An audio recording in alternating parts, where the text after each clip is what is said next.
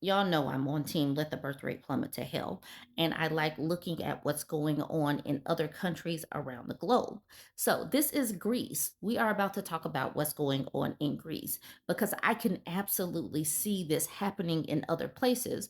Because as the birth rate continues to plummet, things like school closures, real estate's going to be impacted. Economies are going to be impacted because there are certain things that happen when there are more kids, and those things start to shutter when there are no more kids. So this was actually posted on my birthday. I was a little busy, but it says schools close and island life is under threat as Greece reckons with low birth rates. The school day is just getting started, and 4-year-old Vasiliki Vorgu, a little girl with dark eyes and hair pulled back in a shiny ponytail with a hot pink scrunchie, is alone. Most days, there are two pupils in this small classroom on the Greek island of Lemnos, with big windows and a view of the school's front courtyard. But one student is sick, so today is just Vasiliki going through the morning routine with her teacher. The sky is gray, but Vasiliki's teacher says when the weather is nice, she tries to get the girls outside to interact with the older children during their breaks. They wait for the kids from the primary school to get out and they join them also so they can be more social. The teacher, Maria Kakanapoliti, said through an interpreter. Y'all, as I try to make it through these names, I might stumble, but please forgive me. Limnos in the northern Aegean is home to roughly 16,000 people, spread across a few dozen small villages. Vasiliki's school in the small village of Thanos is one of many in Greece that's facing declining student numbers as younger people move away and those who stay have fewer children. Vasiliki's father, Stelios Virgos, works long hours as a shepherd, but he can't imagine raising Vasiliki and her baby brother anywhere else. Here, I fell in love with my wife. Here is my job, Virgo said through an interpreter. For the kids, it's a paradise to be raised on an island because big cities are like a jungle. This is actually quite sad. This is recess. This is where the kids are playing, but it's not very many kids. And then you have one singular jacket hanging up. But the way of life here faces increasing challenges. The primary school in the village where his wife grew up was shuttered decades ago. He attended the same school in Thanos where Vasiliki is now a student, as did his father, but now he worries it will be shut down. Without a thriving school, he said, there won't be much left here. There's a chain reaction after a school closes. So people move into different places, and then just the old people are left there, and you see villages disappearing, Virgos said. Across most of the world, people are having fewer children than their parents and grandparents did. Greece's birth rate is about 1.3 births per woman, well below the 2.1 level needed to maintain the population. This is Vasiliki's dad, Stelios. The low birth rate is especially visible in rural communities like Thanos and on Greek islands like Lemnos, where hundreds of schools are cutting programs or closing. Nationwide, Greece's education ministry announced more than 700 schools would close this year alone, or about 5% of the nation's schools. The island's infrastructure and available services are also affected, plus limited employment opportunities.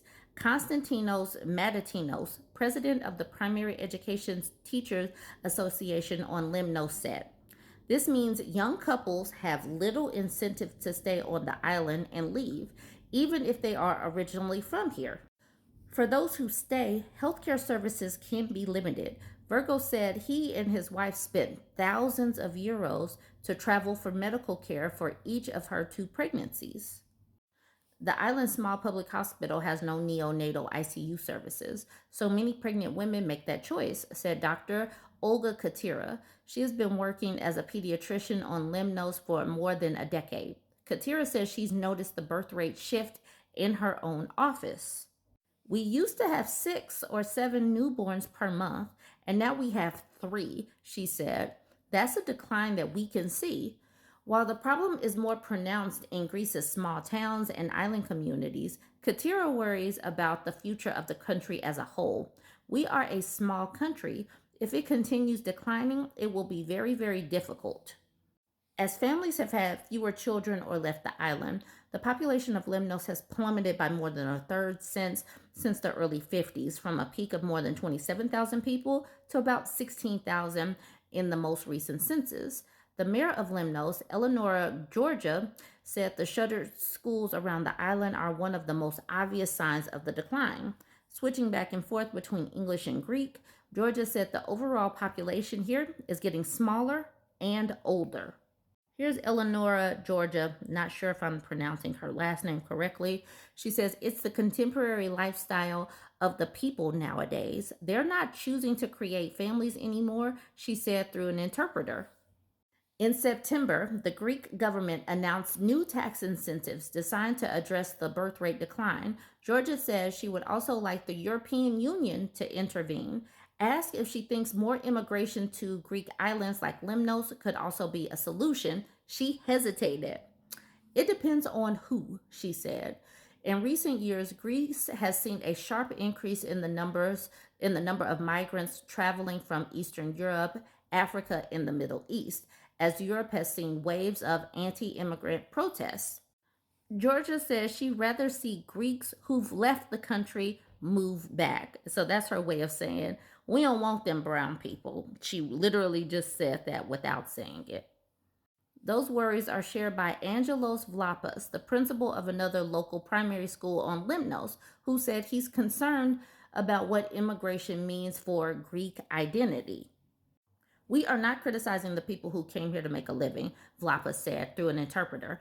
On the contrary, those who have remained have become valuable members of the local community. However, that does not change the fact that they belong to a different nationality.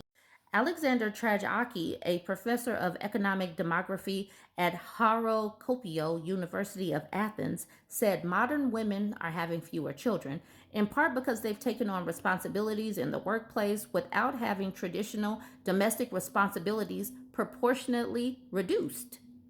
Women changed roles, but no one else did, Trajaki said. Neither the society nor men, so part of the roles that used to be covered by women were left uncovered.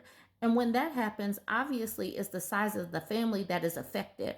So, obviously, when you have both things to do, parenting and working, what you cut down on is the number of children you parent.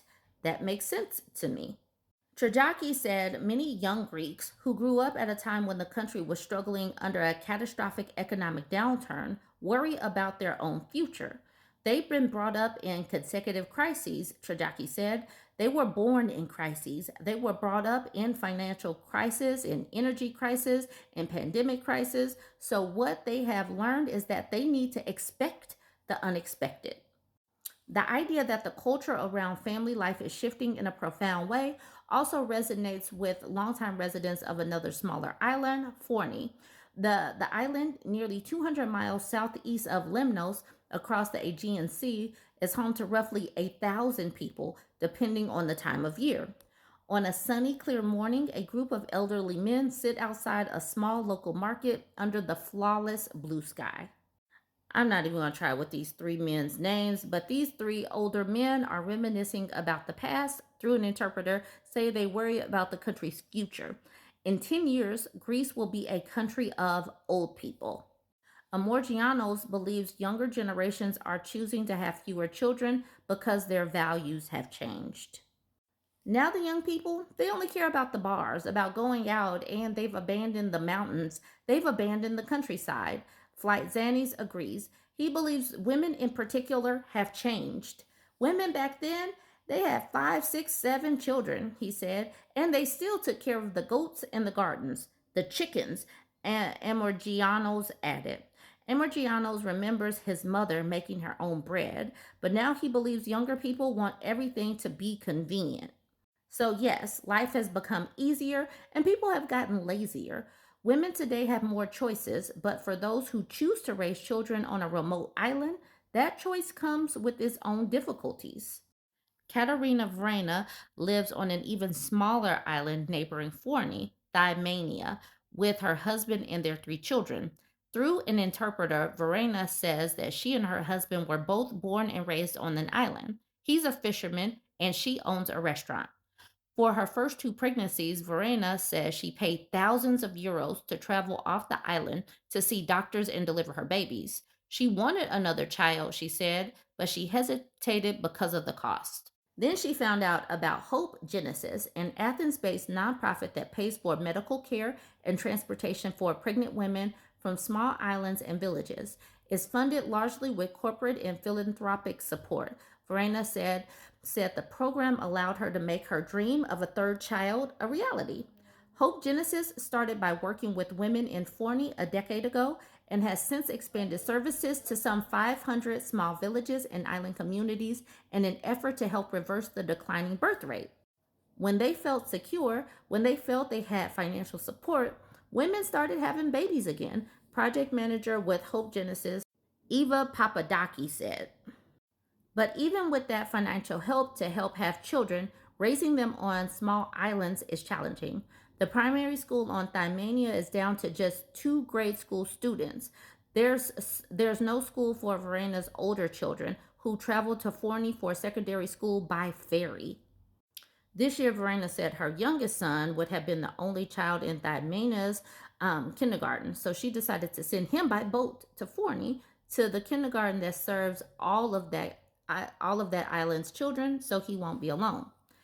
Many days, Verena and her son ride the ferry to Forney for school, along with his older siblings and a few others. One of the secondary students, 16-year-old Georgia Grammatico, said sometimes in the winter the weather is too dangerous for her and her twin brother to make the crossing and go to school. While Georgia enjoys her island home, she doesn't think she'll stay here. It's very nice here and it's peaceful, but I don't see myself living here in the future because there aren't many opportunities, she said through an interpreter. People are slowly leaving the island, she said, and the shops are closing.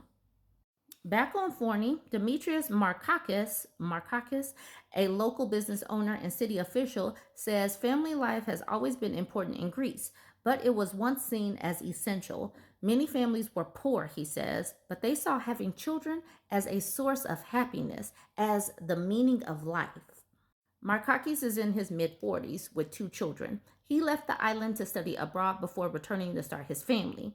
He thinks the stresses of modern life are one reason people are having fewer children. Still, Markakis said his people are strong and he is hopeful. Greek people are very hard and they always face problems with responsibility. I am optimistic. This is very interesting to me because it speaks to xenophobia. They want to make sure everything remains homogenous. So they want to keep their nationality pure, basically. So they are perfectly fine with allowing their island to die out. And we are seeing the issues as more and more women opt out of having kids or have fewer kids. Is going to cause the schools to close. Is going to cause businesses to close. The people that remain there will move away from there. So it's just going to keep devolving. And I share these stories because I can see these types of things happening in our own rural areas here in America. Especially, we're already seeing the rural hospitals close. We're seeing the labor and delivery areas close. We're seeing businesses close all the time. And we're also seeing less and less women have babies. We're seeing the rise of the child-free movement. We're seeing the one and dones. But also we see the political climate that's running away the immigrants, that's becoming more and more nationalistic. We're seeing all of this. Everything that is going wrong in many of these countries are mirroring the other countries with all of the things. So it's going to continue to devolve. We can see many strains. The only thing that's going to be different is, the seasonings of food and the languages and accents. Join the conversation. Let me know what you think. Let the birth rate plummet to hell. Or if you're on the other side where you want to have some babies and stuff, still go ahead and chime in as well. Let me know what you think. Like, comment, and share.